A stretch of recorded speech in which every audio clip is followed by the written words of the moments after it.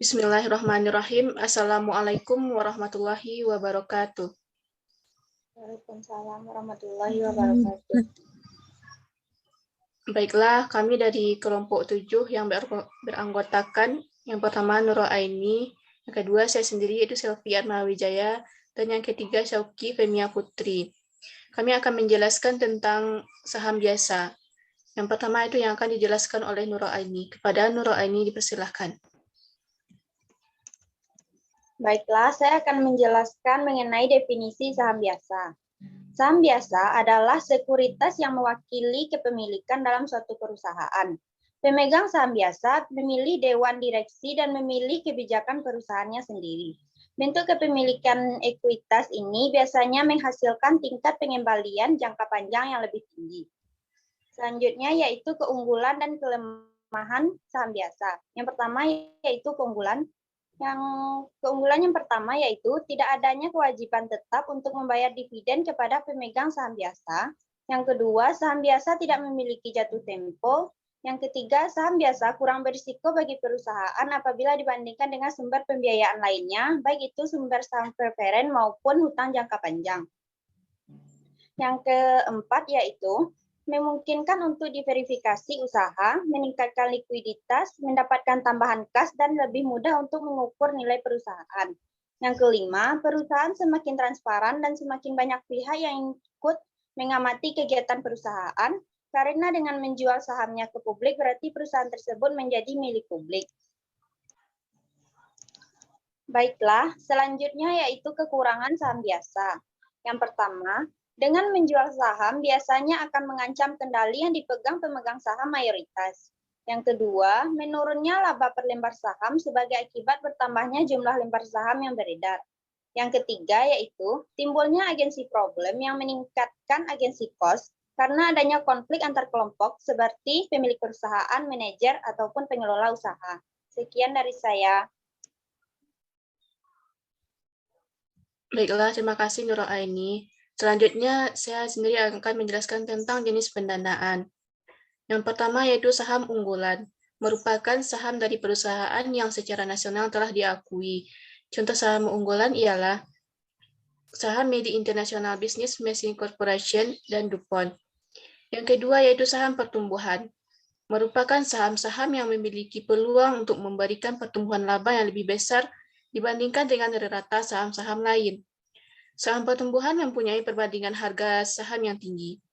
Yang ketiga yaitu saham defensif, merupakan saham yang cenderung lebih stabil dalam masa resesi atau perekonomian yang tidak menentu. Saham defensif berkaitan dengan dividen, pendapatan, dan kinerja pasar. Perusahaan yang mempunyai saham defensif umumnya memiliki produk yang merupakan kebutuhan primer bagi publik. Jenis perusahaan ini umumnya memiliki produk makanan dan minuman. Yang keempat yaitu saham siklis, merupakan sekuritas yang nilainya cenderung naik secara cepat ketika kegiatan ekonomi sedang ramai. Sedangkan ketika kegiatan ekonomi sedang sepi, nilai sekuritasnya juga menurun. Contoh saham siklis ini ialah pabrik mobil dan perumahan. Saham yang bukan jenis saham siklis meliputi saham-saham perusahaan yang memproduksi barang-barang kebutuhan primer yang tidak memperoleh dampak dari perubahan kondisi ekonomi. Contohnya ialah makanan dan obat-obatan. Yang kelima yaitu saham musiman, merupakan saham perusahaan yang penjualannya beragam dan mengikuti keadaan tiap musim. Jenis saham ini umumnya dipengaruhi oleh kondisi cuaca dan liburan.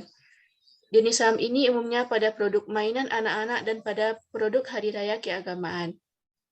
Yang keenam yaitu saham spekulatif, merupakan saham yang nilainya bergantung kepada spekulasi yang sangat tinggi.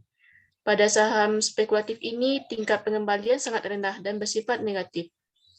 Jenis saham ini umumnya digunakan pada produk pertambangan. Sekian dari saya. Selanjutnya itu yang akan dijelaskan oleh Syauki Femia Putri. Kepada Syauki, persilakan. Baiklah, saya akan menjelaskan tentang perhitungan biaya modal dari saham biasa, di mana rumusnya yaitu KC sama dengan D1 per P0 dalam kurung 1 dikurang F ditambah G, di mana KC adalah biaya saham biasa baru, D1 adalah dividen yang diharapkan pada akhir tahun pertama, P adalah harga jual saham biasa baru. G adalah pertumbuhan dividen saham per tahun atau growth. F adalah flotation cost.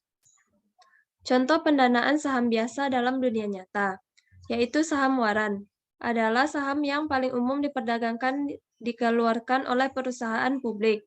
Di Robinhood, beberapa saham paling populer adalah GE, Aurora Cannabis, Apple, dan GoPro. Perusahaan swasta termasuk perusahaan rintisan juga memiliki saham biasa, tetapi mereka cenderung dimiliki oleh sejumlah kecil pendiri dan investor. Baiklah, sekian dari saya. Terima kasih Syauki Femia Putri. Baiklah, sekian yang dapat kami sampaikan. Apabila ada kesalahan, kami mohon maaf. Assalamualaikum warahmatullahi wabarakatuh.